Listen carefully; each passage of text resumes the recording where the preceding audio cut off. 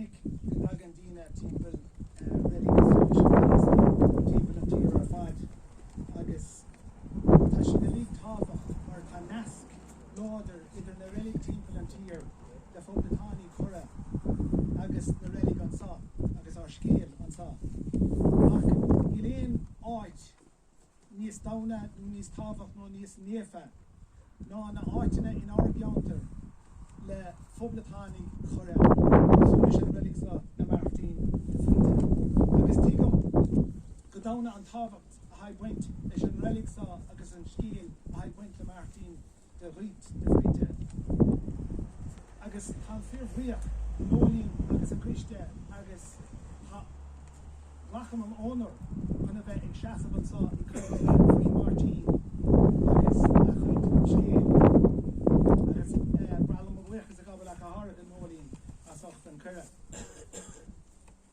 The reputation and the record of Martin White won't be influenced at all by any words I say here today, nor will his virtues or his political principle at all be illuminated by any oration at a gravesite.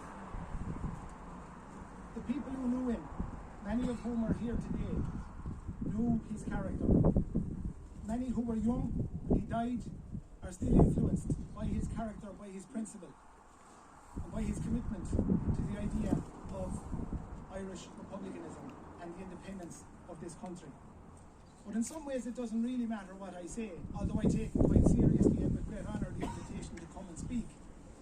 The very act of commemorating, the very decision to publicly remember, driven by Nolene Moran, the refusal to forget, that is demonstrated in today's commemoration, is enough to manifest the contribution of Martin White and his importance to this place and his nation.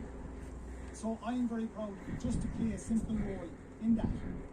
Martin knew the importance of such acts of remembering. When in 1933, in early October, he stood forward not far from here to speak at the grave of Michael Neville. It was his first time speaking publicly, although he had been involved in the Republican movement at that stage for 15 years. But he stood forward and spoke because he knew the importance of the union between the past and the present, between history and memory. He also knew the dangers of not speaking, the dangers of leaving the narrative to those in power. At that stage, Fianna Fáil had just ascended to power in a one-party government, and Martin knew, and his comrades knew, that if they didn't speak for the principle of people like Michael Neville and others, then that narrative would be reshapen to suit the ideological position of those in power. Such has been the pattern of history, and we know it. He also knew from his own experience of being a young teenager, a young boy, and not really understanding his own sense of identity.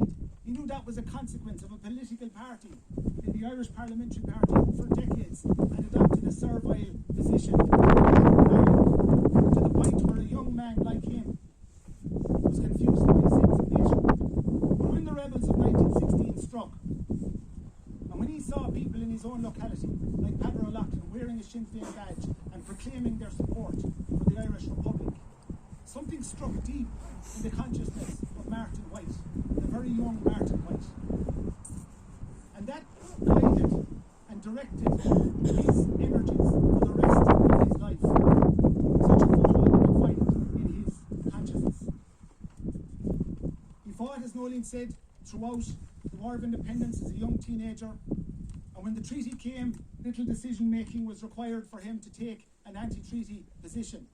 And from that moment onwards, for the following 50 years, he had not just as his enemy British rule, but also a state that had compromised on the principle that it had set out to achieve. In the 1920s and early 1930s, it was a common sight to see Martin White in his own native place of North Clare being pursued by members of the Criminal Investigation Department, or the CID. It was equally common to see them arresting him. It was equally common to see them beating him It was equally common to see a constant harassment and intimidation of Martin White during that time. That didn't change anything for Martin. Didn't change his principle, didn't change his position, didn't change his commitment, although it would have been quite easy to take an easier pathway in life, but he refused to do so.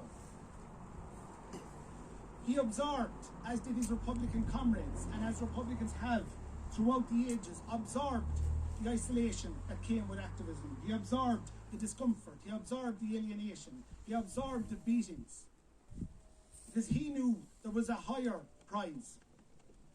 He knew that his life, his comfort, his wealth was nothing when it came to the Republican ideals he had committed himself to. That there was something bigger than himself. And it is true that during that time he was isolated, but there were some loyal comrades who stood by him. And one who I want to mention today is Katie McCormack from Tulla in Kilfenora, that great Republican, who we all should know her name, because prior to the 1916 rising, she was standing at the shoulder of Republicans, and she was being told not to. And in the 1930s, when Martin was being beaten by members of the CID, Katie McCormack stood by his shoulder and should be remembered as a comrade of Martin White and as someone to remember for us as well.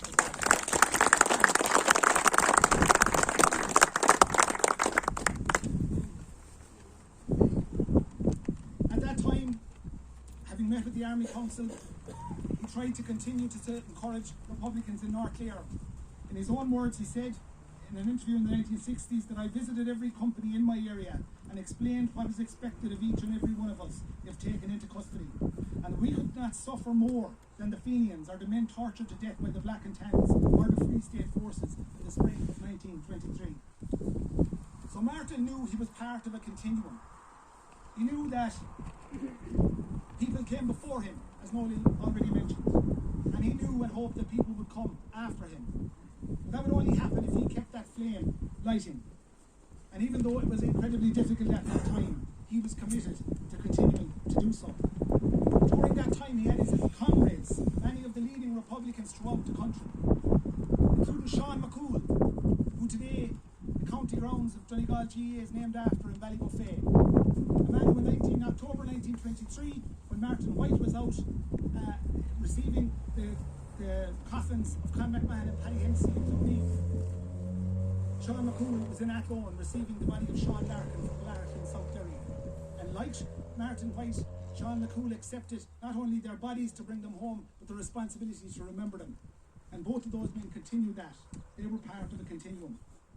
Frank Ryan, the famous socialist Republican, was a friend and comrade of Martin White. Jim Joe Reynolds, who in 1938 was killed on IRA action, was a friend and comrade of Martin White. When Jimmy Joe Reynolds was killed, there were literature for the Drumbo martyrs, one of whom was Sean Larkin, on his person. He knew he was part of a continuum. And of course, big Jack McNeila from Mayo, who died on hunger strike under Fianna Fáil's watch, had come to North Clare here to meet his friend and comrade, Martin White. At the same time, Martin was arrested and interned in the Curragh internment camp by the Fianna Fáil government led by Eamon de Valera. He had, during that time, to experience the execution of many of his comrades. Yes, James McCormack and Patrick Barnes in England, in Coventry. Yes, Tom Williams in Belfast. But also 6 men executed in this part of the country by a Fianna Fáil government led by Eamon de Valera. Patrick McGrath, Tom Hart, George Plant, Maurice O'Neill, Big Charlie Kearns from Kerry, and Richard Goss, all Irish Republicans executed by a Fianna Fáil-led government led by Eamon de Valera. We shouldn't forget Barney Casey, who was murdered in the internment camp in the Curragh by camp authorities. Nor should we forget Sean McNeil, who I mentioned before, Tony Darcy, and of course Sean McGahey from Tyrone, all of whom died on hunger strike during that time. When Martin was released from the Curragh internment camp, he turned a lot of his energies towards remembering the very act that we're doing today. He established with others the North Clare Memorial Committee, and they set out with an ambition to memorialise all IRA men who died during the War of Independence and in the Civil War. And all of the memorials, or many of them, all over the country, all over the county today, are there as a result of his understanding of the relationship between memory and history and the ongoing activism in the Republican movement. In 1951, he stood in Clonagh Cemetery to commemorate Martin Devitt, who's already been brilliantly mentioned in the song, and in the song. At that grave in 1951, he read a statement from the IRA Army Council, and he equated Martin Devitt to Wolfe Tone, to O'Donovan Rossa, to Mellows, to Pierce, to Emmett, and to the other icons of Irish history. Back in 1922, he had stood at the same graveside as part of an anti-treaty grouping who were there to memorialise Martin Devitt as the Civil War was unfolding. He understood the relationship between memory and history. In the 1950s, with others of his comrades, he continued to try and build the Republican movement. He tried to build Sinn Féin. He stood beside Seamus South when he was put up for election in 1959. And throughout the 60s, he continued in his activism and was supported by his comrades here. And I want to join Nolan in recognising a man that I've known as well for many years, and a man that should be recognised and remembered in the same breath as Martin White, because he stood at his shoulder when somebody wanted, when Martin White wanted somebody standing at his shoulder, and that's Michael Marnin sitting in the front row.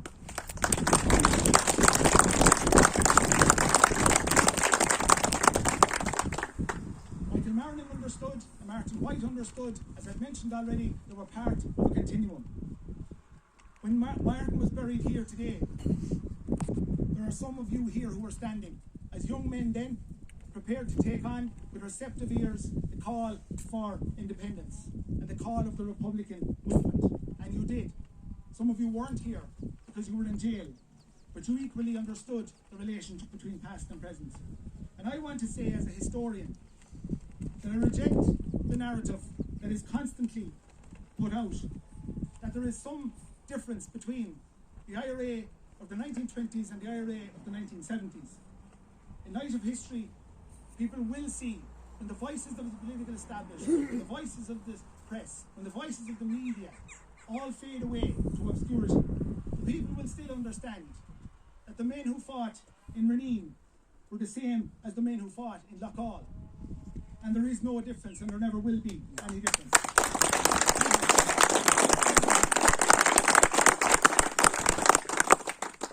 I want to come to a close by again reminding us that memory is a force, not only for solidarity with those who are gone, but a force for action.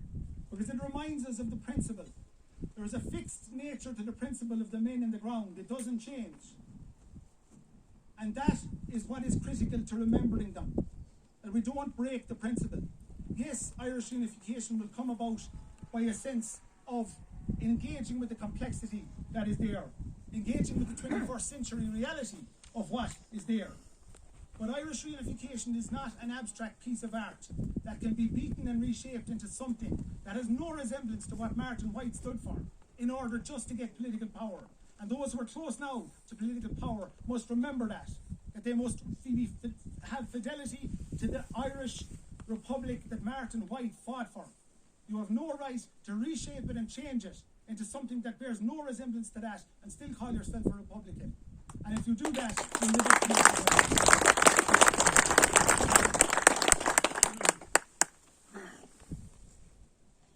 I took with great heart the results in the north of Ireland last week.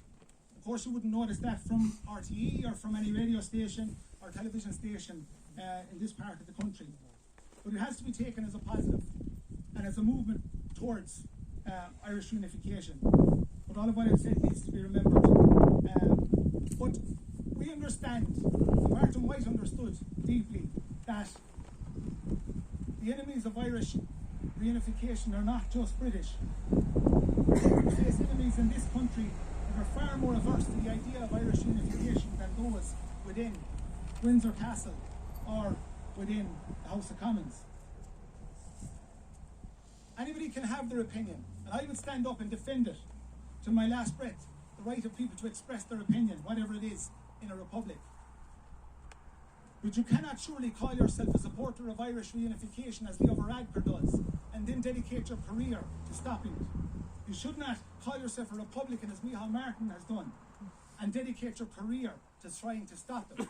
If you believe in Irish reunification, why would you stop even the question in a border poll of Irish reunification? People have the right to be asked the question. We're denied enough for many decades. They have the right to be asked the question about Irish reunification. I've dwelt on memory to illustrate its role in the ongoing campaign for that higher prize. Higher prize than political power, a much more profound prize than political power. Commitment to that will, by virtue of its persistence, be manifest proof of the merit of the man Martin White we come here to commemorate. When Martin stood here, somewhat unsure of his public speaking, in October 1933, he described the graves of men like Michael Neville as sacred because it contains the dust of men who were faithful to Ireland's cause until death. But we stand today realising that the dust of Martin White is sacred because he was faithful to Ireland's cause until death. And as long as we remember him and we allow his memory to guide our principles as Republicans, then surely the day will come when we realise the Republic that he fought for.